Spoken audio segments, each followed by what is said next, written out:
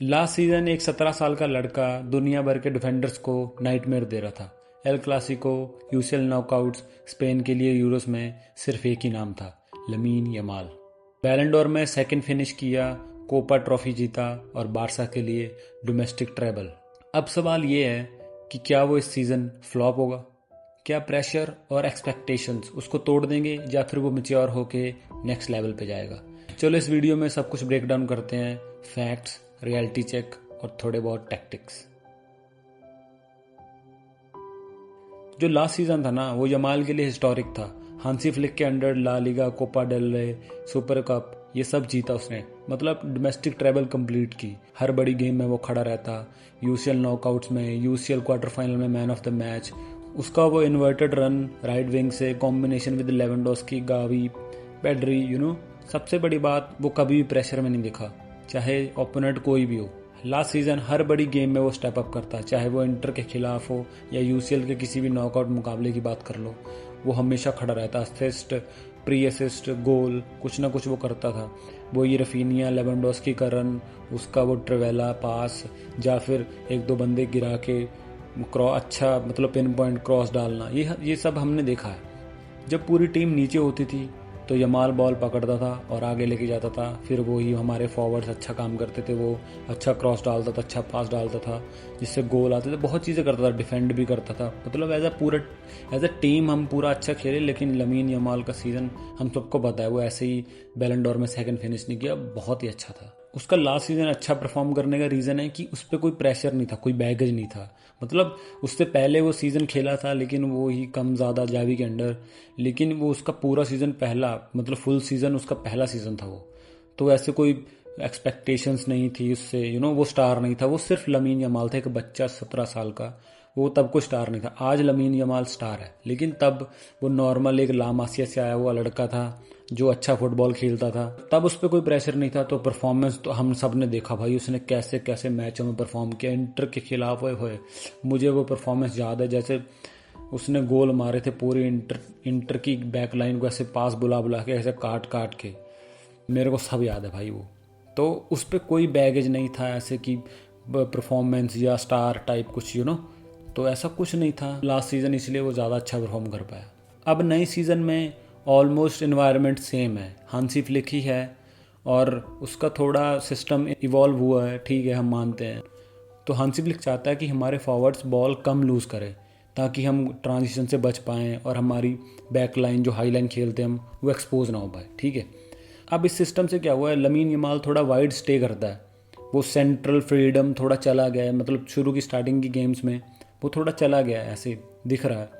Last season से अभी भी ओपोनेंट्स उसको स्टडी कर चुके हैं, वही क्लोज मार्किंग, डबल प्रेस। वो सरप्राइज फैक्टर था ना जो लमीन यमाल की गेम में, वो मतलब थोड़ा चला सा गया है कि क्योंकि अब लोग स्टडी करते हैं, बहुत बहुत पूरे यूरोप ने देख लिया कि भाई वो कैसे गेम खेलता है या कैसे वो ऑपरेट करता है अपनी टीम के साथ। तो टीम्स तो ऑब्वियसली स्टडी तो करेंगी, रोकने के प्लान्स तो बनेंगे ही तुम्हारे खिलाफ। ये सब चीज़ों की वजह से अभी स्टार्टिंग में, अभी ऑब्वियसली सीजन स्टार्ट ही हुआ है, तो लमीन यमाल का थोड़ा इम्पैक्ट कम नज़र आता है।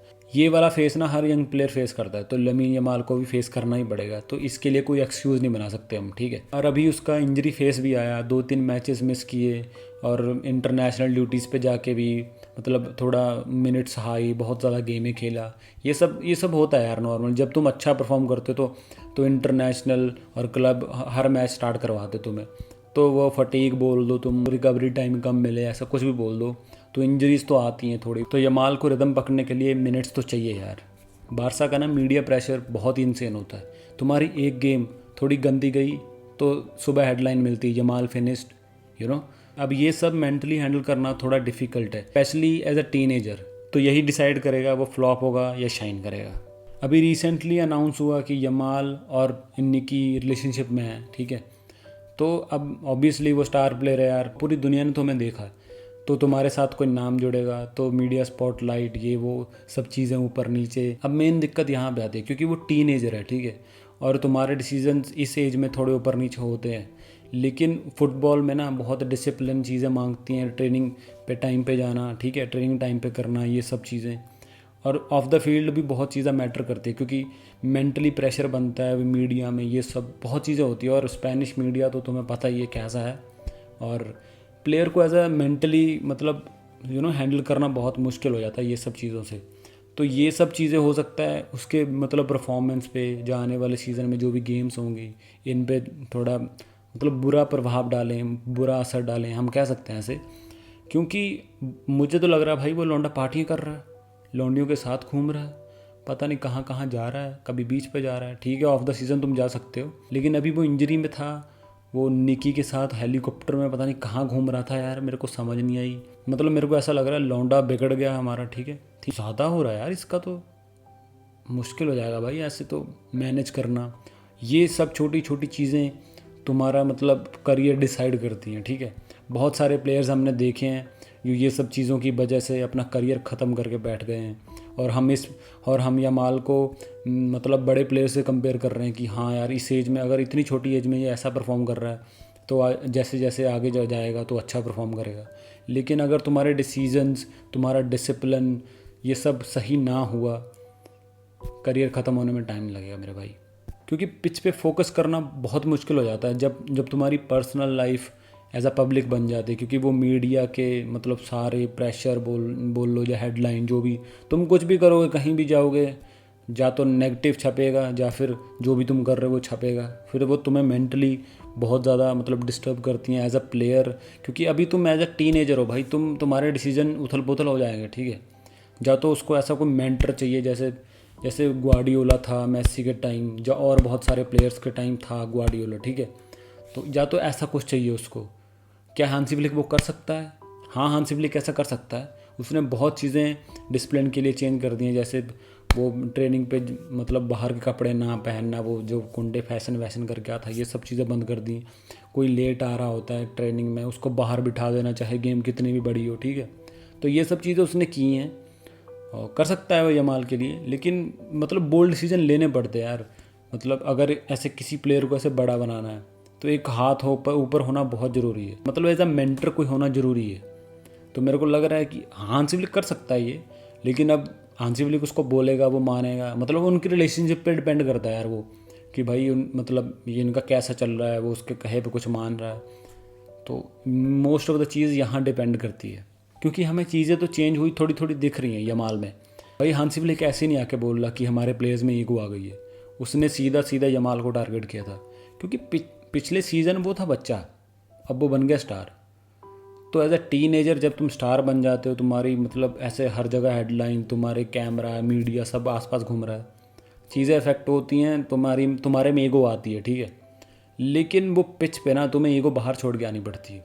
और ये हांसी फ्लिक ऐसा मैनेजर है, वो तुम्हारी ईगो तोड़ देगा, तुम्हारा मुंह भी तोड़ देगा, तुम्हारे निक्कर और नीचे कर देगा। ठीक है, तो चीज़ें तो थोड़ी बहुत तो बदली हैं यार, कि अगर उसने ये सब चीज़ें टाइम से सुधार ली तो बहुत कुछ अच्छा हो सकता है। लेकिन अगर ये चीज़ें बिगड़ती गई तो फिर हम जानते हैं, जैसे ही वो वन सीज़न वंडर वाले प्लेयर्स होते हैं, उन्हीं में रह जाएगा भाई। अब हांसी फ्लिक के सिस्टम में यमाल का रोल क्रूशल है, लेकिन मुझे थोड़ा रिस्ट्रिक्टेड लग रहा है।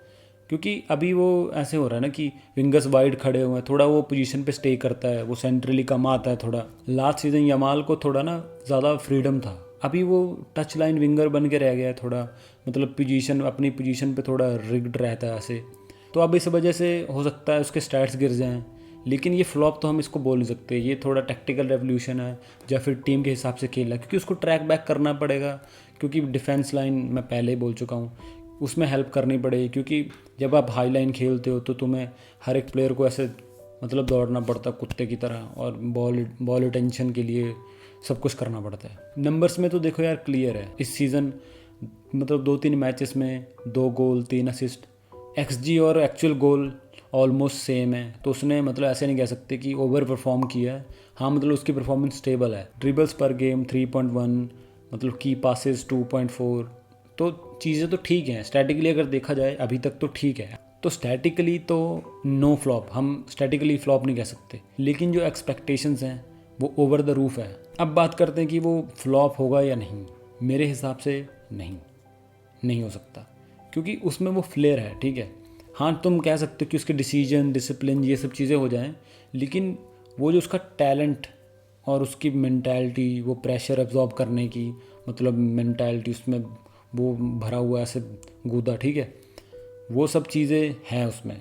तो इस सीज़न वो मुझे ऐसे नहीं लगता, कई प्लेयर्स ऐसे होता है ना कि प्रेशर में और ज़्यादा उभर के आते हैं, तो लमीन यमाल वैसा प्लेयर लगता है मेरे को कि वो उसको प्रेशर ठीक है हमने देख लिया नहीं लगता, लेकिन अब जो एक्सटर्नल प्रेशर होगा बाहर मीडिया ये वो, क्योंकि अब वो स्टार है भाई, एक्सपेक्टेशंस उससे हैं तो वो मुझे लग रहा है कि अच्छा परफॉर्म करेगा। ठीक है अभी इंजरीज थोड़ी ऊपर नीचे चल रही है, गेम टाइम थोड़ा ऊपर नीचे मिल रहा है उसको, ठीक है मान सकते हैं हम, लेकिन भाई मुझे लग रहा है वो अच्छा परफॉर्म करेगा। देखो फ्लॉप हम तब बोल सकते हैं किसी प्लेयर को जब वो वैनिश हो जाए, मतलब ऐसे मिस टचेज हमने देखा है भाई उसका इम्पैक्ट गेम्स में, हर गेम में वो पीएसजी के खिलाफ हो, जब उससे पहले वो इंजरी में आया था जो असिस्ट दिया था लेवेंडोस्की को, हमने देखा है भाई उसमें वो चीज़ें हैं अभी भी, मतलब अभी भी क्या मतलब वो चीज़ें बढ़ रही हैं उसमें, ठीक है। तो हम ऐसे फ्लॉप के साइन तो हमें नहीं दिख रहे, बस उसको कंसिस्टेंसी और फोकस को बनाए रखना होगा। वही बात कि डिसिप्लिन, वो ट्रेनिंग सेशंस, ये सब पर्सनल लाइफ और प्रोफेशनल लाइफ को बैलेंस करना, ये सब चीज़ें को मतलब बहुत ये सब चीज़ें करनी मुश्किल है लेकिन करनी पड़ती हैं एज अ प्लेयर तुम्हें।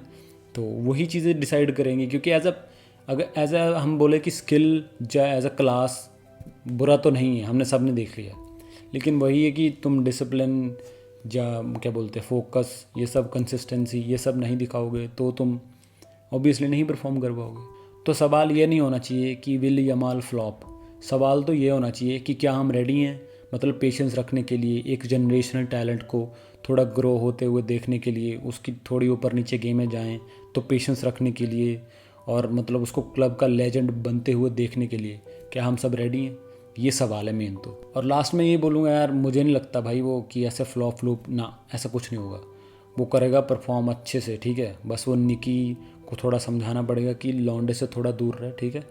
और लौंडा थोड़ा हो जाता है, मतलब डिस्ट्रैक्ट तो हो जाता है यार, कमॉन सुंदर तो है वो, तो उसको समझाना पड़ेगा। और टैलेंट तो हमारे लौंडे में है यार, ठीक है। तो डिसिप्लिन, वही बार बार बोल रहा हूँ, कंसिस्टेंसी, फोकस, ये सब करना पड़ेगा, क्योंकि लास्ट सीज़न तो कोई डिस्ट्रैक्शन नहीं थी, इस सीज़न तो काफ़ी ज़्यादा पाल ली है लॉन्डन ने, ठीक है। तो हांसी फ्लिक को थोड़ी फटकार लगानी पड़ेगी और बच्चे को संभालना पड़ेगा, उसकी निक्कर ऊपर ऊपर करके समझाना पड़ेगा, ठीक है। तो यही है भाई, नहीं फ्लॉप होगा, अच्छा परफॉर्म करेगा। वीडियो अच्छी लगी कर देना सब कुछ।